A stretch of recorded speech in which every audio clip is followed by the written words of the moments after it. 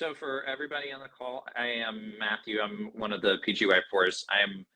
I'm currently a resident at University of Maryland. I'm also the acting communications chair for ACRO, which is of course hosting this event. And I also want to introduce Stephanie, who is also a PGY4 at MD Anderson. And she is also on our committee as well for ACRO, and she's going to help me moderate. So to go ahead and get started, I'm going to go ahead and introduce Dr. Hilary Bagshaw. She is an associate professor of radiation oncology, of course, at Stanford University, initially a graduate of Temple University School of Medicine, and a proud resident of both University of Utah and Stanford residency programs.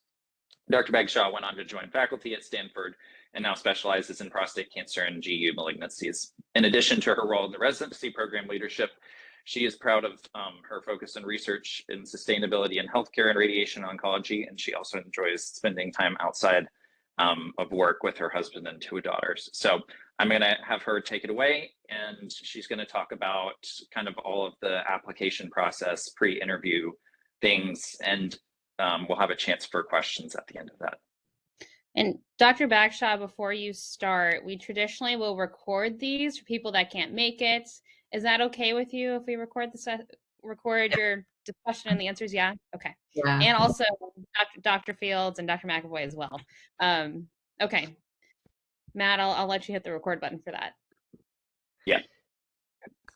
Great. Well, thanks for inviting me to do this and for having me. And I'm going to be reaching out to, Emma and Sarah to chime in here too. But I think my topic was kind of about prep, kind of expressing interest, things like that. So I'm just going to kind of give some of my thoughts and then maybe ask for questions and then see if other people want to chime in too. Obviously, feel free to interrupt me and whatnot. I have nothing slides or anything like that. So I think some of the topics we wanted to touch on is kind of thinking about applying.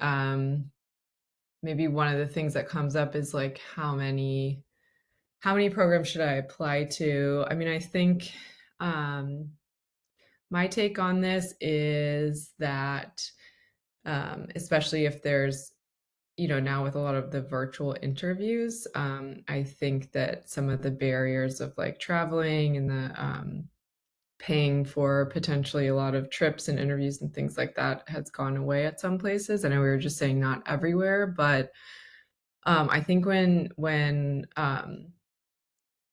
thinking about where to apply, maybe don't think about how many programs, but really what locations or programs you'd be happy at, because it is going to be 4 years of your life. It's an intense few years, goes by super quick, but it's also a really exciting way to connect with your co-residents, new people, maybe explore a different area, or maybe set more roots where you are or where you want to live or something like that. So I think, I guess my advice would be to think maybe don't constrain yourself to a particular number, but maybe think about where you think you're going to be happy, because I think we can all say that we want our residents to be great residents, become great clinicians in radiation oncology and everything else that they want to do, but also we want them to be happy in their lives, whether that's, family support or living in a city that they're super excited about, or they can do their other activities outside of work. So that's kind of how I would think about that kind of first topic or question. I don't know if Emma or Sarah, you guys want to chime in on that too. Yeah, no, I absolutely agree with all of that. I think it is a good opportunity maybe and I think you should maybe be a little bit open to moving around. I mean, sometimes the best program might be something that you weren't anticipating, but I would kind of apply a little bit broadly. And I think a lot of applicants almost learn a little bit more about what they want out of a residency during the process of interviewing. So maybe kind of throw a little bit of a net out there with the number of applications, and you can kind of weed it down from there a little bit. Also, it's nice, like you have so much information available to you just on the internet and through connections like this. So if there's something in particular that you're interested in, just reach for it. I think now is the best time it's ever been in radiation oncology as far as connections, as far as being open to a diverse pool of applicants with all different kinds of interests and backgrounds. So yeah, I would aim for your top programs and do some reaches, do some middle, do some safe, and then don't tire yourself out too much interviewing at all of them. Yeah. Do you guys, I'm not looking at the chat, any questions related to that you guys wanted to come in with now, or you want to do it at the end? We can just do all the questions kind of at the end. And Perfect. Okay. we'll do it in blocks of 10 minutes. 5 minutes. Okay.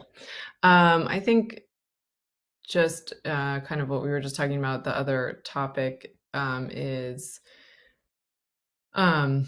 maybe how to prep for the interviews or the day. And another topic was about expressing interest. I think later there's going to be some talk about the signaling, and I heard you guys had another meeting about that, so I'm not going to maybe go into that as much. But I think maybe, as like Emma was just saying, if there is something particular that you're really invested in research wise or clinically, or something that you want to continue, you've maybe done it as a student, or you haven't done it but you're really excited about it, and that a specific program might be able to offer that for you. Those are really good things to think about and look for. And then I think as you're maybe prepping for your interview day, and a way you can express your interest is by like thinking forward, like what do you want to either learn about that topic, or what do you think you could bring to the table? What do you, like, let's say, I'm just thinking about, let's say, for example, I'm, as Matt mentioned, I'm kind of excited about this work in sustainability in healthcare and radiation oncology. And maybe if someone was excited about that, bringing maybe ideas that you had or things you've read about, things, are you guys doing this at your program? Like those kind of questions can show that you've been really thoughtful about that particular topic, and thoughtful about what you as the individual might add or bring to that program, or to that group, or to that, research group or whatnot. And I think prepping for the interview day, the other thing I would encourage everybody is just, I know it's hard on Zoom sometimes, but try as best you can to really be yourself and show who you are, and maybe think about some ways that you can either express that verbally in your interview, or if you're going somewhere, like how you want to really kind of highlight that part of your personality, because I think ultimately, as I said before, like we want people to find a good fit for them. We want to find good fits for our programs, and I think the only way we can all do that is by really trying to just be our authentic selves. And again, I know that's hard on Zoom, and I struggle with that too, but in prepping for the interview, I think that's one thing I would think about, and how I might be able to showcase myself in that way. And I think other things about maybe prepping for the interview is just, again, kind of like being thoughtful about, okay, I'm going to go interview in the Bay Area. Like, what are things that I might want to know about that place if I've never been there, or what's going to make me happy in my day-to-day outside of work, inside of work, like what kind of, what's your resident room like if you're not going to be able to go there in person, things like that. So I think being really like having questions, not just to have questions to ask, but having questions that like you kind of need to know for yourself, because it's as much, you know, we're recruiting you guys, but you guys are also kind of interviewing us to see like how you might fit in and what you might bring to that program and that group of people. So I think having questions that you know will help you with your decision. And as we were saying before, like you want to kind of explore, and there may be things you don't know about these places that that will come out as part of this interview. And if you have kind of your guiding principles in a way of like what you're looking for in a program, maybe that will help you kind of hone in on really important things for you. And then the other thing I would say about preparing for your interview is just kind of make sure you know what's on your CV and what's in your application, because sometimes there might be something way back that you kind of forgot about, but I might be really interested in, you know, so just kind of reminding yourself of those things, what you put in there, what the work was, what went into it, because you never know like what somebody's gonna key into. And it's great to just be able to like be really prepared and talk about that, because often we don't have a ton of time with you guys. Let's see, I have some notes. I think that was kind of my main thing on that. And then I don't know how many more minutes do I have, Matt? A couple more minutes. I think, yeah, whatever, you can go ahead and wrap up and we can go into the questions. And then maybe another topic was like, how do I decide which interviews to take? Do I reschedule, decline, etc.?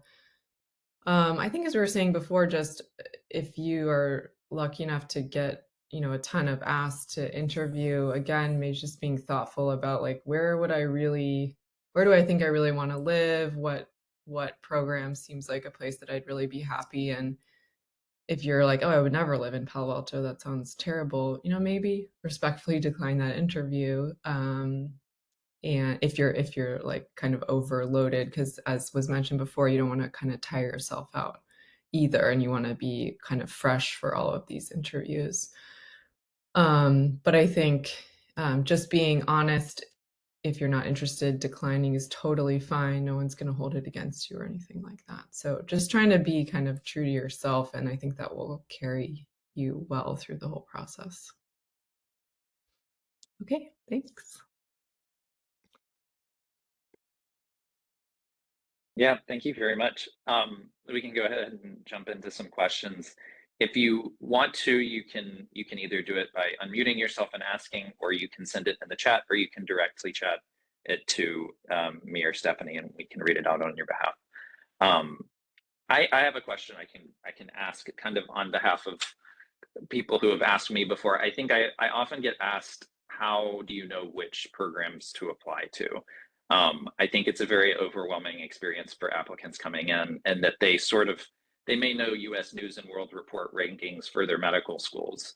But beyond that, and sort of Googling things on the internet, unless they have connections to someone at a program, there is, I think, an element of not necessarily knowing how to go about that. So I was wondering if anyone had any tips for that, how to navigate that. Yeah, I mean, if you have a home program, I would lean on the program director, the residents, the faculty there. I know things change. Obviously, programs go sort of in and out of transitions and have reputations of being malignant or better, or, you know, unsettled, you know, at different times. But typically, the junior faculty that are involved and engaged academically and program director level, as well as the residents who just went through it, they'll tell you. Once everybody's matched, they've really got nothing to hide. So I would just ask.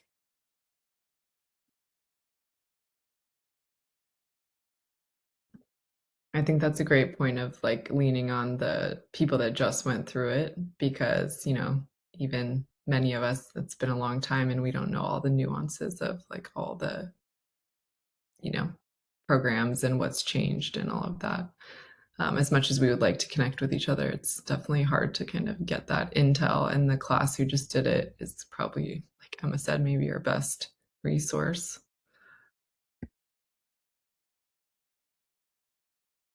Another question we have is, how many interview invites would we say would be a safe number to have before you start turning down interviews, if you get overbooked? I think this is actually a common problem that people have, is they apply to a lot of places because they're worried they won't match and then get a lot of interviews. Yeah. Yeah, I mean, and that's the thing with virtual, right? I mean, you could theoretically interview at every program, but you'll go crazy. I remember when I was interviewing, there was a particularly stats focused applicant who had worked it out that if you went to 15 interviews, your chances of matching were like very, very high. I have no idea how that math worked out. But I mean, I don't know. I think probably somewhere in that range, somewhere between sort of, I don't know, 8 and 20 would probably be great. But yeah, I wouldn't push it too hard. It's a bit of a buyer's market. Is that how you say it? Like, Yeah, totally. the applicants have the kind of the leg up right now. So I would take advantage of that. Yeah, and I think I kind of said this before, but like, I think if you've heard not great things and you're like, I definitely don't want to live in that city or whatever, like, I don't know, maybe don't waste your time in a way, especially if you have like a good, teens number already. Yeah, I would definitely agree with that. I would also say I think 15 is the number, at least personally, I felt like was about when I started to get pretty tired. So that sort of makes sense to me too. A follow-up question to that is, how many programs should I apply to as an IMG?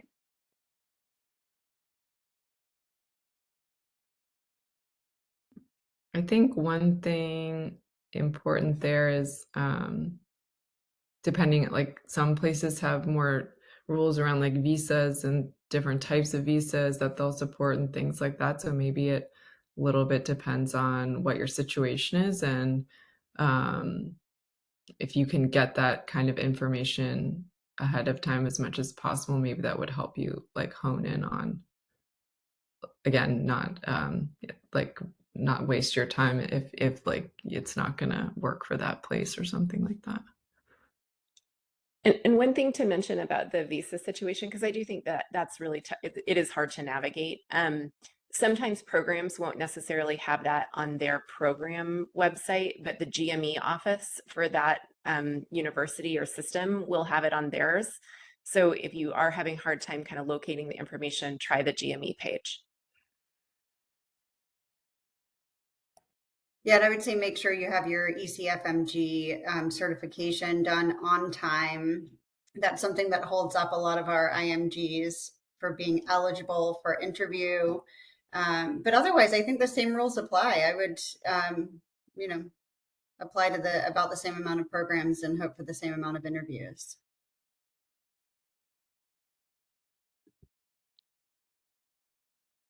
Here's an additional question. As when I was applying, there were a lot of us couples matching, and I've still met many more couples matching over the past few years. Is there any specific or different advice you would give for people going through the couples match process in terms of number of programs applied, or reaching out to programs if your significant other has gotten an interview somewhere and you haven't heard back from them? Just any different strategies that you think they should maybe pay more attention to if they're trying to match together?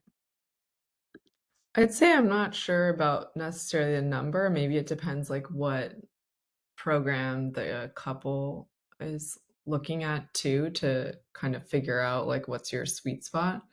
But like what you said kind of reminded me of another point. I think it's also fair if you don't get an interview somewhere and you've heard that they've given them out and you're really interested in that place. It's totally fair to contact them and say, hey, I'm really interested. This is why. wondering if you would reconsider, or if anything changes, please keep me in mind. Because one of the other points earlier was like, how do you decline an interview or reschedule? I mean, sometimes that happens. People decide they're not going to do it, and then maybe a spot opens up. So I think that's one note. And then also, as you mentioned, Stephanie, just even if your couple, partner, or spouse gets an interview somewhere and you haven't heard yet, I think it's also fair to reach out and know that you may not hear directly back. Like for our program, we try to keep everything very, like from our coordinator, for example, like you might not hear from the program leadership physicians, but you will probably hear back from somebody in the group. And I think just having polite persistence is totally welcome, and there's nothing wrong with that.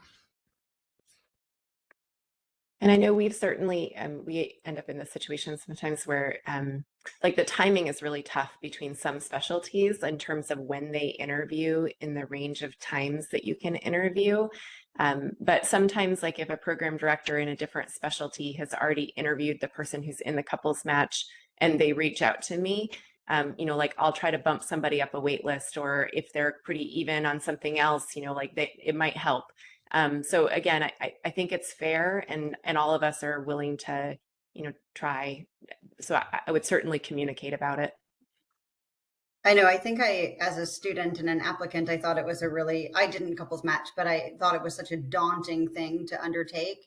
But the program works really hard for couples. We work hard to get good fits, of course, but like Sarah said, there's a lot of communication between programs.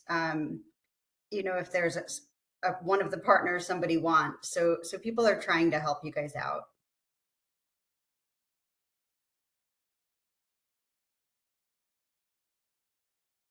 Well, thank you all. I think this has been a really good discussion. I wish we had had this discussion when I was applying.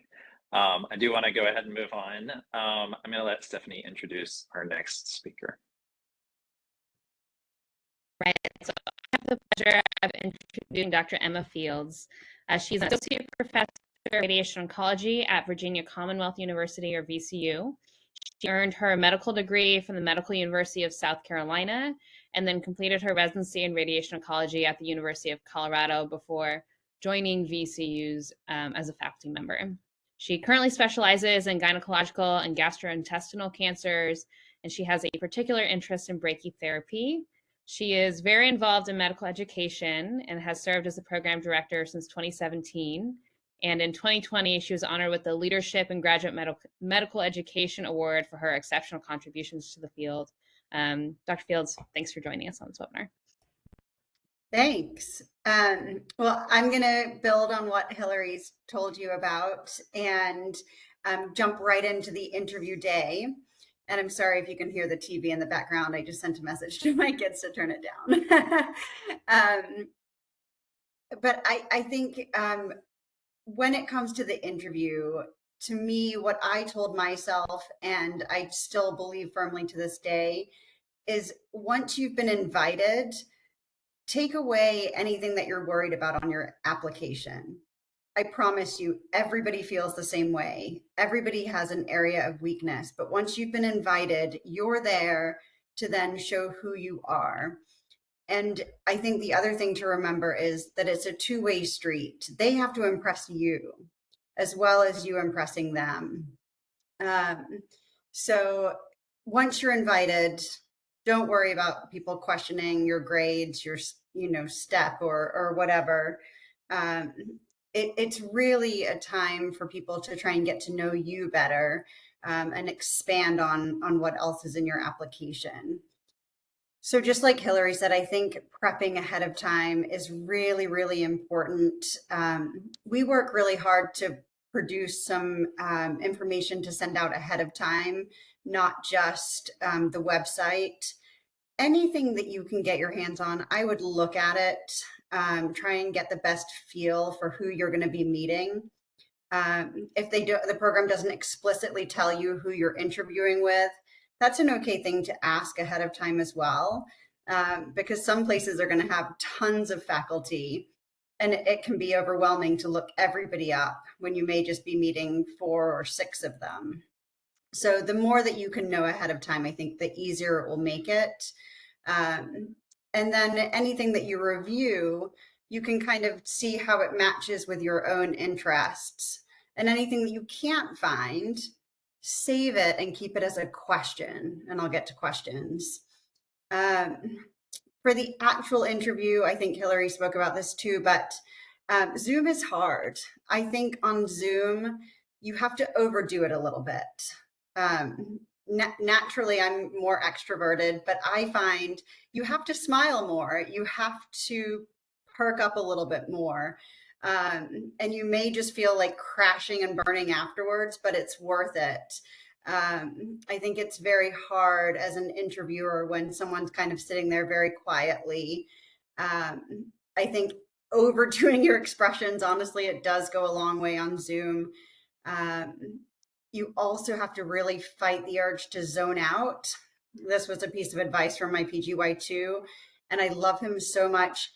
He told me he took detailed notes in every one of his interviews. So he was paying attention, writing down what people were saying.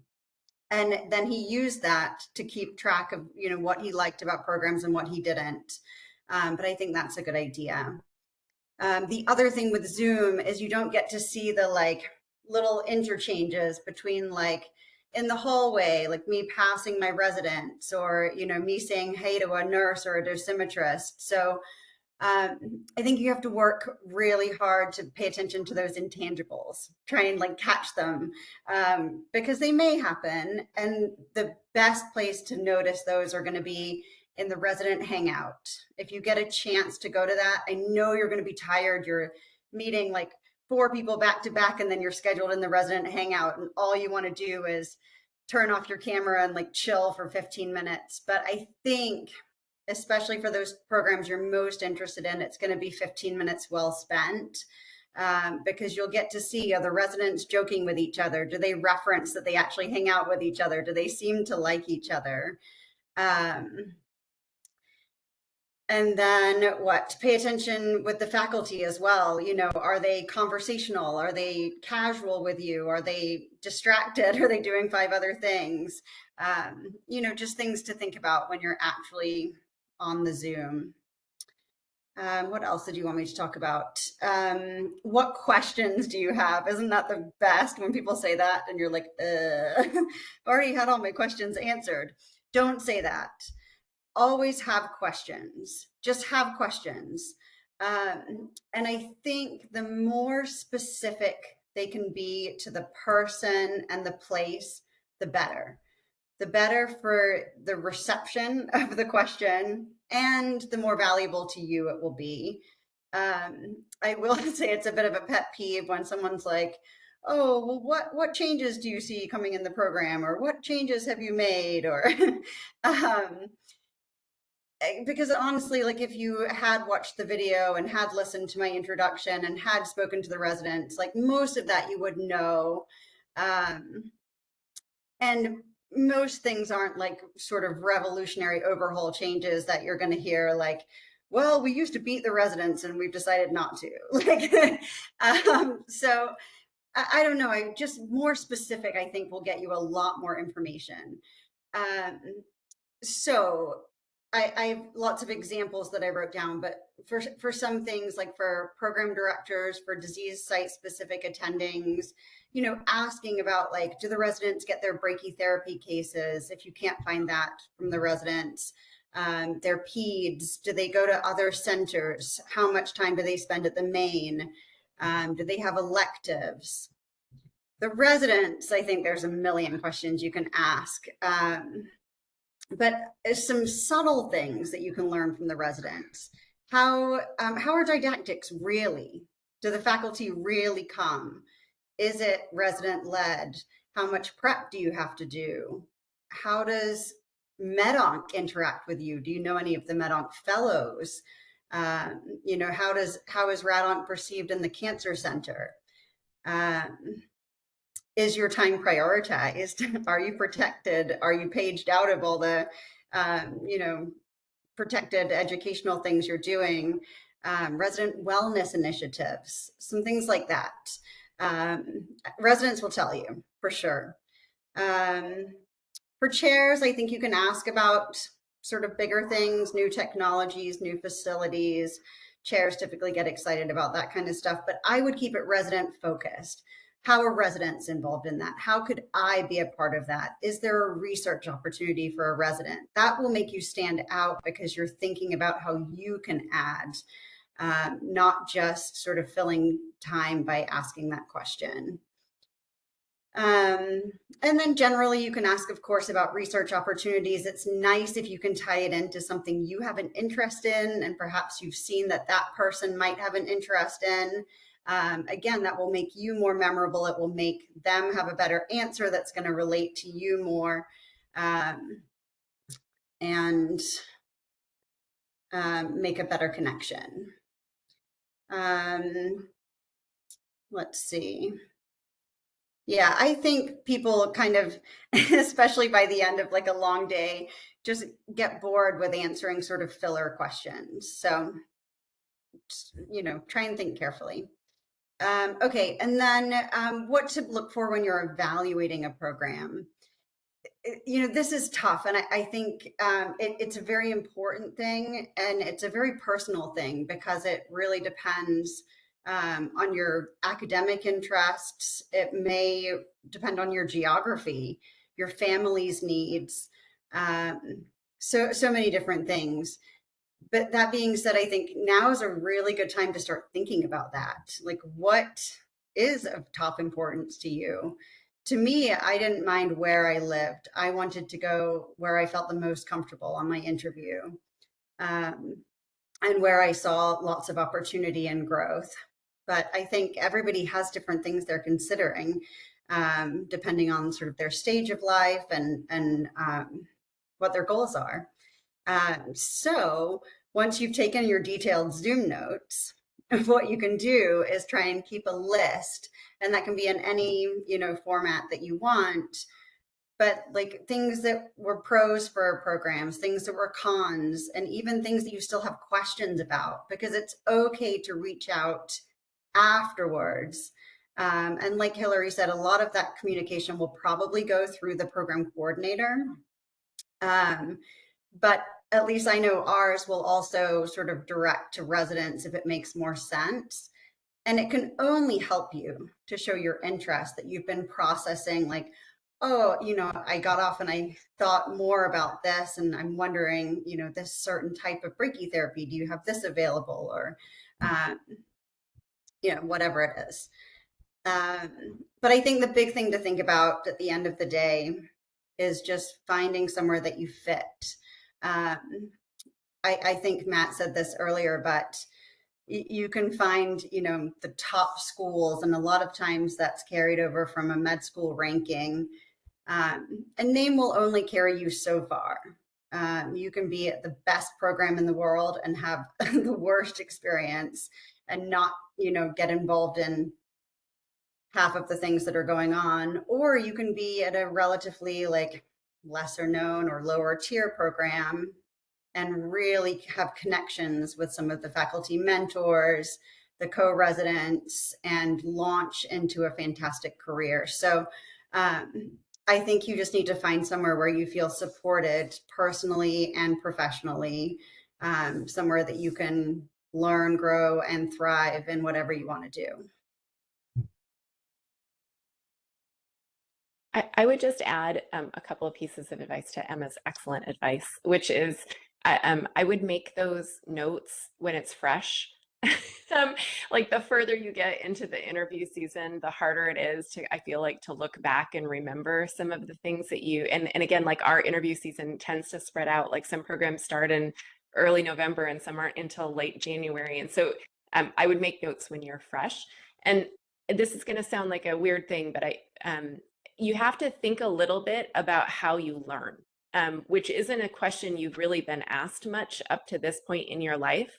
But adult learning is really different, and residency is a different kind of structure for learning than what medical school is. And I find it to be really important for you to think about how you learn best and find a program that gives you that. And so, you know, some people are, I need to be hands-on, and the more things that I see and the more things that I do, the better I'm going to come out from the other side of residency, the more kind of prepared I'm going to be. And so you want a program that is a little bit clinically busy, and as Emma said, you know, has that brachytherapy and gets you this thing, or has a little bit more going on. And there are other people where, like, legitimately you learn best by didactics. Then, you know, you need to assess their didactic program much more strongly.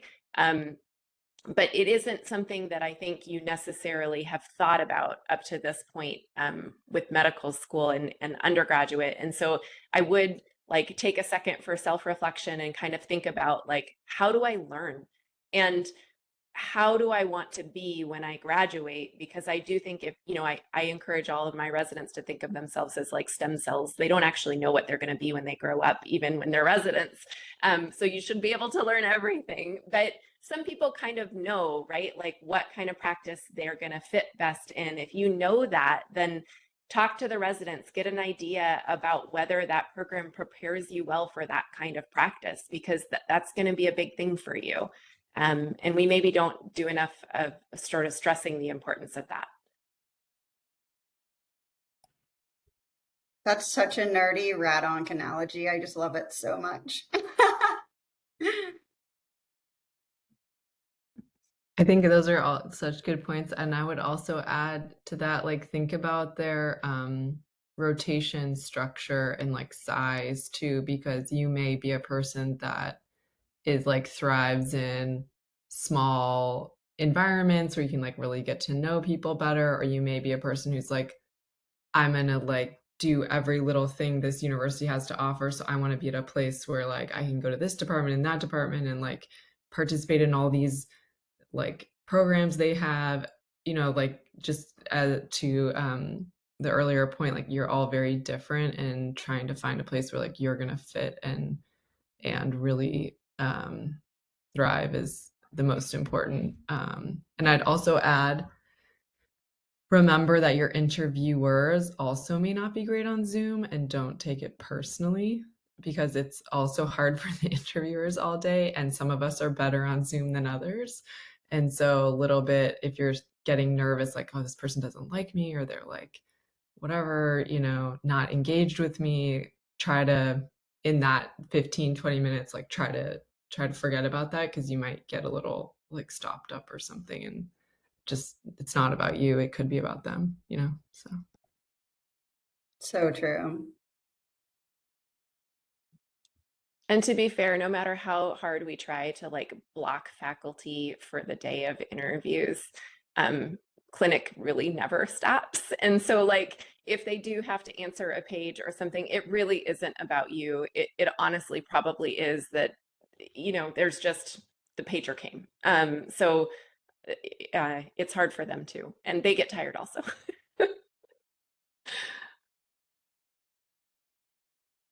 Are there any red flags that you look for when interviewing? Things that people should be careful to not do? This is more a do, like, just remember everyone is part of the process. So like, be polite and cordial to like the coordinators and other people, like administrators you're interacting with. If you're on site, you just never know who you're going to meet, run into, who that person is. So just kind of keep that in the back of your mind. Yeah, I think, you know, even though you're on Zoom, dress professionally, have like a clean space behind you. I know my room's a little dark, but you know, don't have like loads of junk on the floor around you. I don't know, just think it's intangibles both ways, right? So, you know, do your best to make eye contact.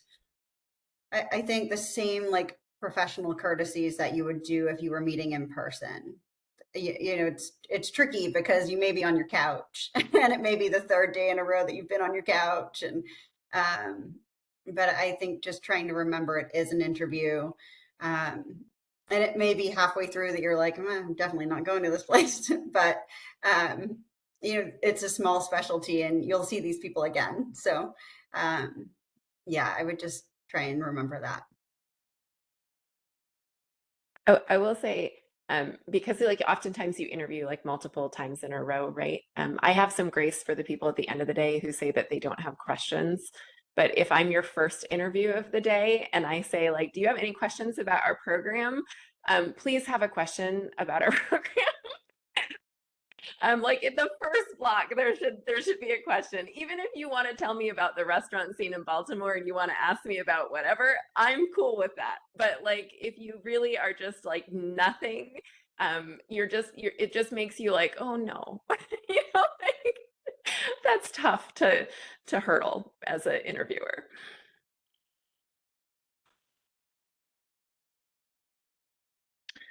So another question is about backgrounds. I know there's a lot of debate is do you do a blank background? Should you focus on trying to get the perfect background with bookshelves and everything? Should you blur the background? Should you use an artificial background? Does it even matter? Just not like dirty clothes on the floor around you, like just tidy. I think like the way that you would want someone to see, and I think blur is fine, like whatever you feel comfortable. Actually, one of our actually Iris Gibbs, Stephanie, was telling us like really we should ask that it's like a blank background or you blur or it's a generic background. So I would echo like don't curate your background, because it's also, we shouldn't really be looking at that as far as like what's on the wall or what's that painting or what's that picture, that kind of thing. Maybe to add to that, I agree. I think like a whatever background, it's fine. I would maybe get a little creeped out if it was like overly perfectly curated. I'd be like, why is you have so much time for that? It's interesting. But the other thing I would tell you is we all have lives too. And so please don't panic if for some reason, your roommate comes through, or I have little kids, one of whom will undoubtedly make an appearance on today's webinar. Like, honestly, just keep moving on. I think it can kind of throw you off your stride a little bit, but I'll tell you, I think we all take it pretty much in stride. And I wouldn't panic if something goes wrong, like you lose connectivity and I don't know, whatever happens, don't panic. Like it will be okay. I've seen people kind of get really flustered by, the roommate in the background who's making lunch or whatever as it's happening. It's okay. Like all of us get it. Everybody's trying to find a space to do these things in. And I think there's an incredible amount of just like, let it ride on the part of programs. I think something that is hard to assess in a virtual interview, and Dr. Fields, you alluded to this earlier, is the culture of the program. So could you be a little bit more specific about some questions you may ask to both faculty, but also maybe residents, to try to see what the culture is like? Because just as you mentioned, I think one of the important things is making sure, if this is important to you, that that people get along with the radiation therapists and the nurses, and it's a positive environment overall. So what are some specific questions that you would say would help identify that environment culture? Yeah, I mean, I would definitely, go to like if there's a resident like specific like a dinner or happy hour or whatever where there's time like just with the residents. And I mean, explicitly ask them like, do you see each other outside of work? And you can ask them, are they friends with any of the other members of the staff, right? Like, is there any like social activities that people get together? Um, you know, how friendly are the therapists? Do you get pushback from the therapists? Are the nurses cordial? Like how do the teams work in clinic? I think in virtual interviews, you have to be more explicit than you ever were. Like I couldn't really like imagine asking those things before because you would just see it. but now, you know, you're not sitting around a dinner table having a glass of wine actually with these people and hearing them chat about, you know, oh, last weekend at so and so's house. So you have to be just really upfront about it. And I think it's okay to ask those things. I think everybody's kind of expecting it now, and they want to tell you. And if they don't have an example, then that answers the question. You can also ask them if they go to, if there's any like faculty events, if there's any events like welcome parties or anything around the holidays, or, you know, if that kind of thing is what you want to do, obviously. Another thing might help is like, what's the layout? Because you're not gonna, that's another thing you're not gonna see, like, is there one resident room? Are there two? Where are the faculty offices? Are people's doors open? Are they closed? Are your meetings on Zoom? Are they in person? Like, how far away is the floor? How far away is the inpatient? Like, again, I was just thinking those are things like you're gonna have no clue at all. Yeah. I also always made sure to ask about where the dosimetrists were and how we interacted with them, because you may not have had as much interaction with them as a med student, but then you're going to interact with them a lot as a resident, and you know, it's part of the training too. But yeah, the layout's very important. Yeah, that's a good point. Like, do people work from home or are they present? Yeah. I think all these are very good discussion points. I do want to move on. We could probably spend a lot more time on the interview process itself. But I want to start talking about sort of after the interview process, kind of evaluating where do you proceed from there. So Dr. McAvoy is going to talk about this. She is an associate professor of radiation oncology and the vice chair of education at University of Maryland, which is also my program.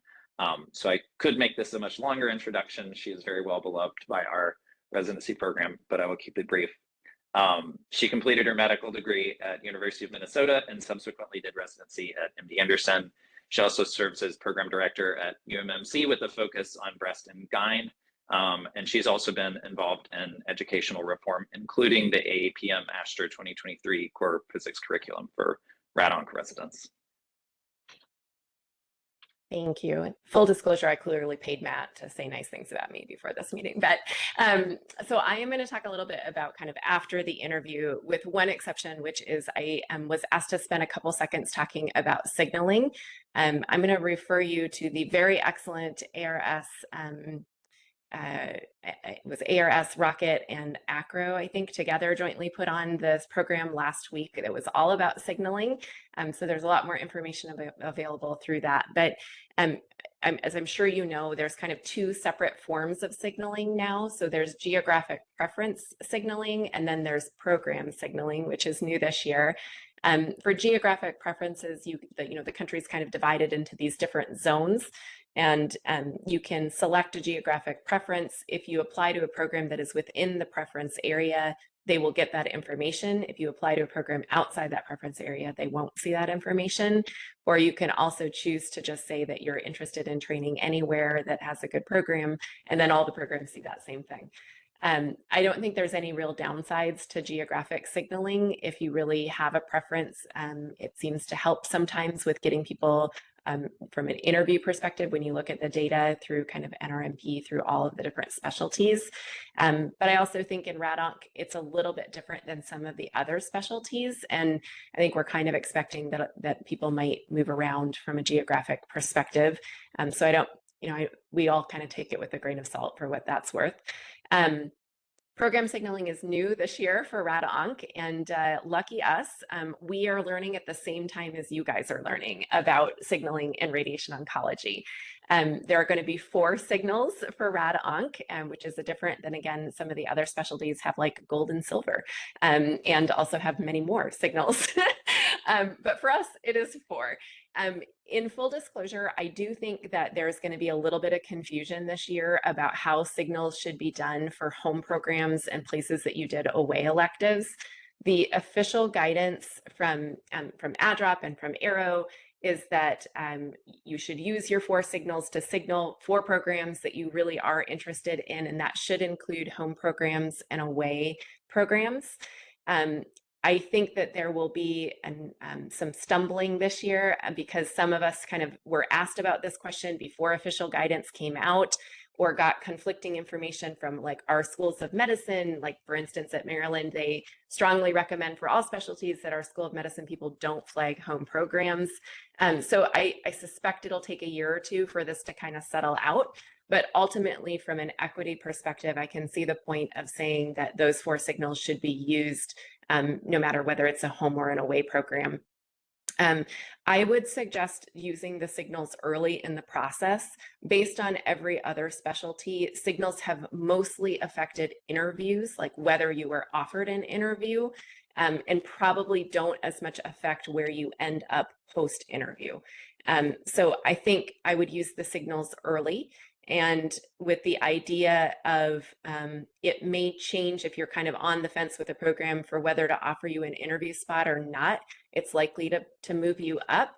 But I think most of us have a pretty like holistic applicant review process.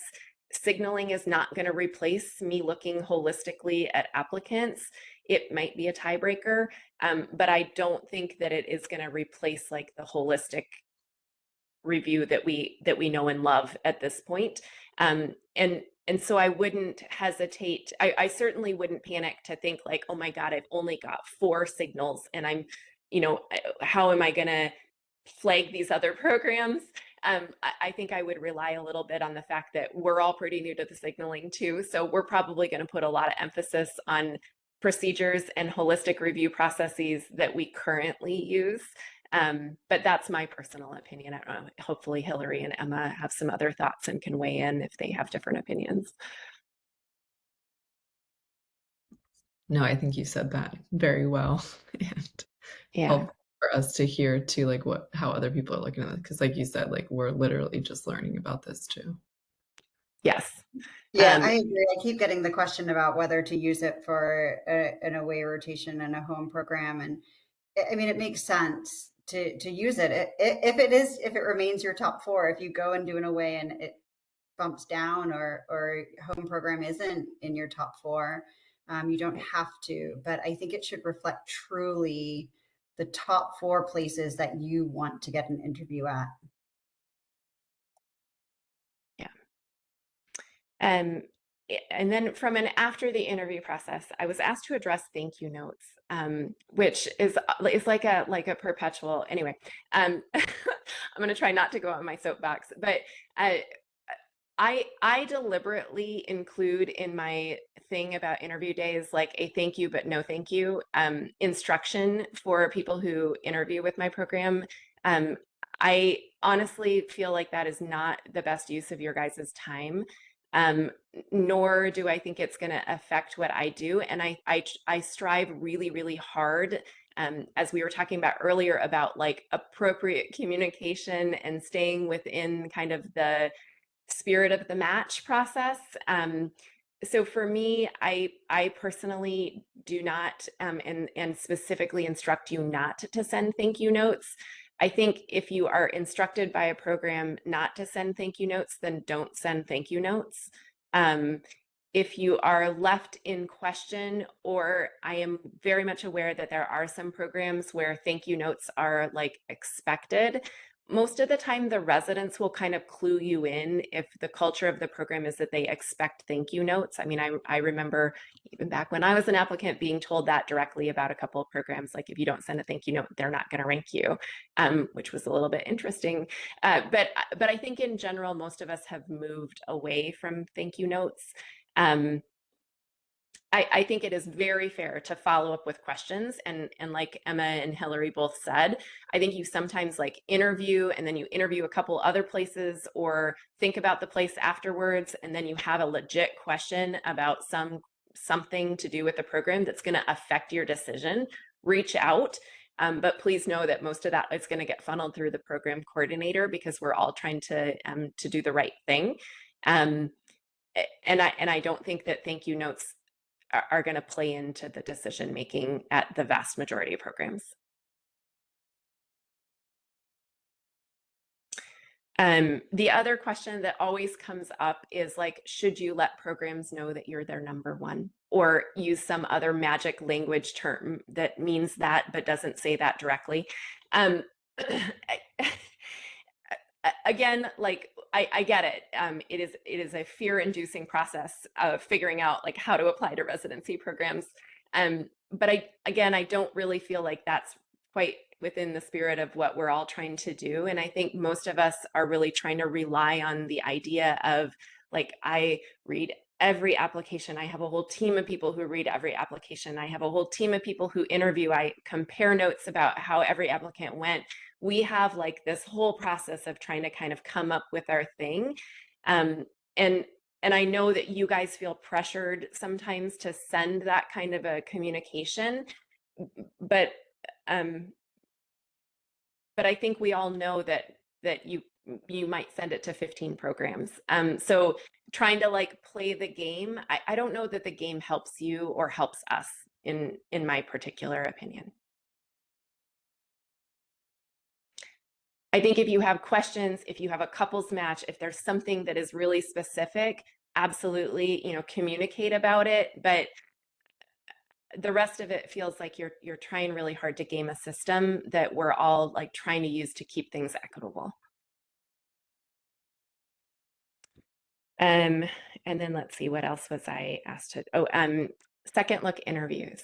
So in person, so second look interviews, I think are again another thing that is changing. And like Emma was saying, there are some programs that are like paying for your plane ticket, paying for the hotel.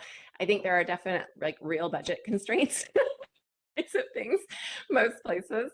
I do think that it is sometimes helpful. Like it is hard. I know that like Matthew matched with our program and had never seen Baltimore. He can speak to Baltimore now, but like that's hard when you're like, I'm going to match for 4 years at a program I've never even seen it. So we offer like an optional in-person second look interview. It is entirely optional. It is after I have done everything from like the way that we list people. I am not using that in any way, shape, or form. It is literally purely optional. I hope that is the approach that everybody is taking. And I certainly think that when we talk at AdDrop and at other like program director forums, that really is what people are trying to do with this, is give you an opportunity to come and see and feel the vibe that you can't get over Zoom quite as easily, or see the city, or see the area, or see the hospital, and kind of get to know the program a little bit better. And so I think if it works for you, it's great, and it can be a good resource for you.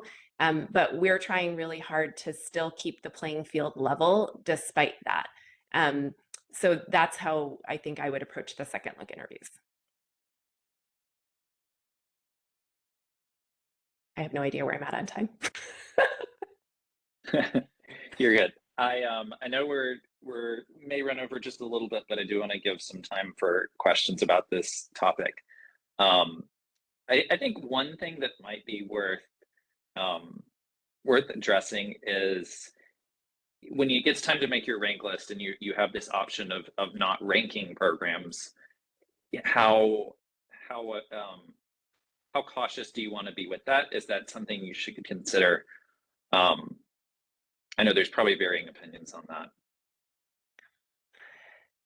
I think if you truly don't think that you could be at a program for 4 years, I wouldn't rank it.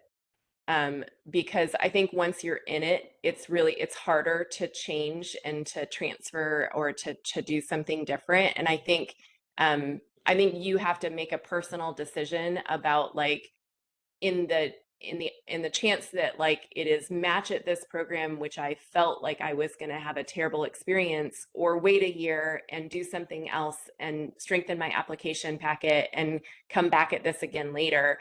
I get that those decisions are different for everybody, and everybody's got family constraints and financial constraints and everything else. But I'd be really careful and think through, like, if I match at this program, am I going to be okay? Like, is this really going to be worth it to me, or should I think about doing something else? That's how I would look at it.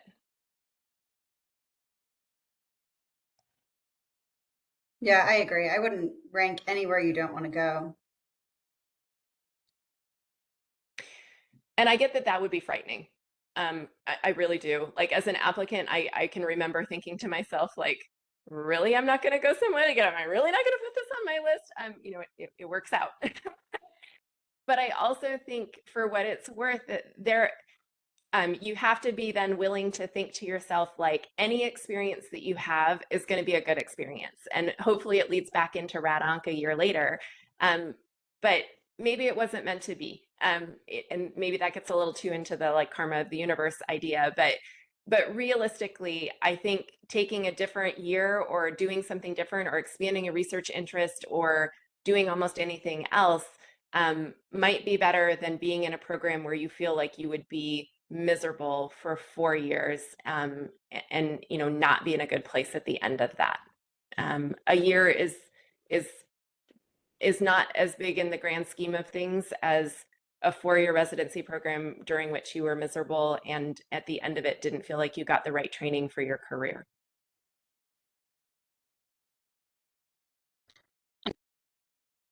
How would you recommend that applicants respond to phone calls or emails or what have you if a program calls them and tells them that they are ranked to match or ranked in a certain place? Run. Awkward. Run away. Those Yeah. people haven't followed any rules. I feel like that's like a red flag for me, right? Like on the applicant side, I would find that to be a red flag. And I think, I mean, in the interest of, you know, it's a small universe, you know, thank you, end game. But I really wouldn't engage with that personally. And if you like the program, rank them as you would. Yeah. Yeah, the problem is that there's, you know, people who push from both sides, right? Yeah. And one of the things that's changed, Sarah mentioned the trying to keep everything as a level playing field, but the second look and some of the in-person interviews have shifted to programs buying people's attention, right? Flying applicants to visit, paying for hotels, paying for restaurants. And there's bias in that, unconscious sometimes on the applicant. You know, you might have like a really good feeling from like a lovely fancy meal and a nice comfy bed for a hotel. And it could be not true of, you know, exactly the experience with the program. So I don't know, some of these things are going to get harder to sift through. Yes. And again, in like the global fairness side, from the program side too, it is a little bit of a catch-22, right? Where you're saying to yourself, like, well, I would like people to be able to, if they want to attend the second look, I would like for them to be able to attend it, whether they did or did not have as much financial resources. And yet, like, I don't want to buy your attention. I so know, I but think it's we're all first kind of and feeling our second way. looks now. It's for the Yeah. upfront interview as well. Yeah. So instead of it being on the applicant, now a lot of the programs are doing this. So yeah, I don't know. I think it's a two-way street. We're trying to decrease our bias as we interview Right. you, and you have to try so hard also to make a fair evaluation. But someone just put in the chat, just keep asking the residents. Honestly, like I think the residents will tell you, you will get a feel for them. Yeah, I feel like they have nothing to hide. And if you don't get time alone with the residents, I also think that's a red flag. Just for 2 cents, I think the times when I got the answers that I felt like were absolutely the most honest from residents or straight to the point was when I talked to them on the phone after I had already interviewed, you know, when they like weren't around their co-residents and you could just, you know, as if you were when you were in person, if you were like, you know, standing at part of a restaurant just talking to someone one-on-one. and it takes more time and energy and effort to make all of those phone calls and connections through reaching out to the program coordinators afterwards. But I found that to be very helpful when I was assessing my top 5 programs or so, to really get like true, honest answers about some of the probably like tougher questions. So I definitely think phone calls over emails when you're asking the residents will give you the most accurate answers.